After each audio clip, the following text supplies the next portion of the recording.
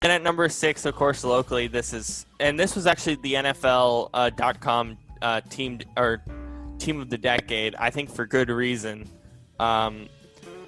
This team is weird, and here's why it's a weird team. 2 reasons. One, this team was built not on first or second round picks. This team was built Russell Wilson in the 3rd round, and Richard Sherman, for example, in the 5th round, and a bunch of undrafted guys. This team is just weirdly built, and amazingly, for at least the short period that these few teams existed with Sherman in this defense, it was just like a player-centric environment. Pete Carroll kind of relished in that, and of course, it kind of led to the demise of this team at the end of the day. I mean, it's still amazing with Russell Wilson, but it's not the same as this time. But also, it was strange. And do you remember the drafts the years after this?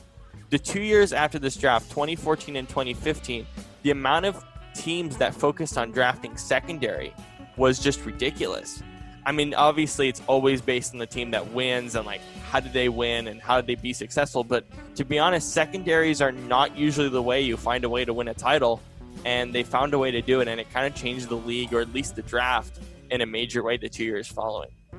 Yeah, definitely. I think some outside-the-box thinking started to happen after this. I mean, even now we see emphasis from top organizations like the Patriots are now starting to focus on secondary first and stuff, you know what I mean? So there's still some outside-the-box thinking as far as, you know, how can we improve our team that not everyone else is doing? Like you said, it's a copycat league.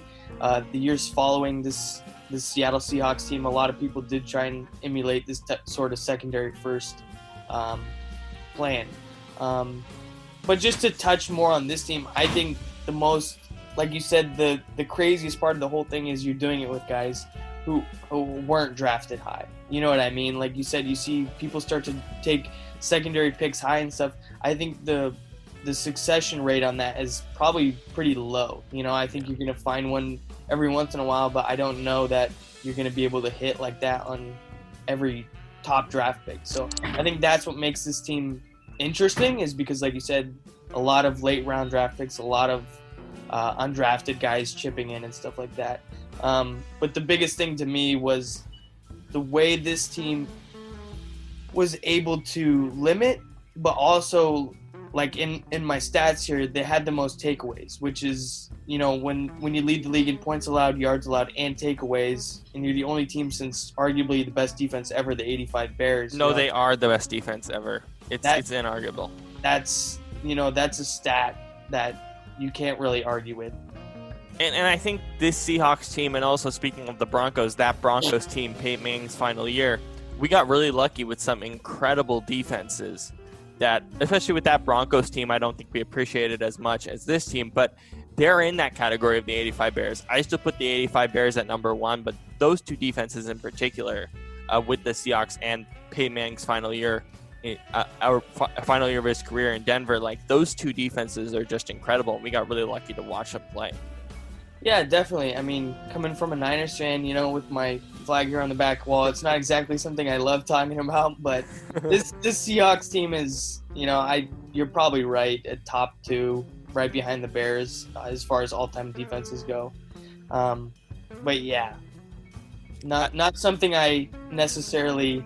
This is why they're at 6. This is exactly why they're at 6. They're at 6, yeah. But I think that also let's talk about Pete Carroll too. I did want to talk about his run, of course, coming in 2009. They get to the playoffs with a 7-9 record, of course. The beast mode run beat the Saints, who won the championship the year before. But he just built a culture there that was so impressive. And then once Russell Wilson got there, you just felt something different with that team the year before. You were like, okay, this team's got something here. And they'll find a way to get a Super Bowl at some point.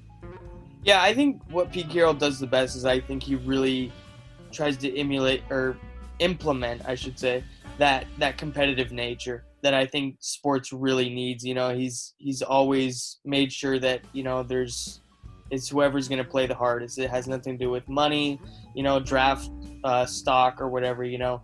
Like you said, when Russell Wilson came in, Matt Flynn just got paid big by the Seahawks to come in and be the quarterback. But, you know, a lot of coaches probably would have got a lot of flack for, you know, bringing in a guy who you drafted in the 3rd round and having him start right away.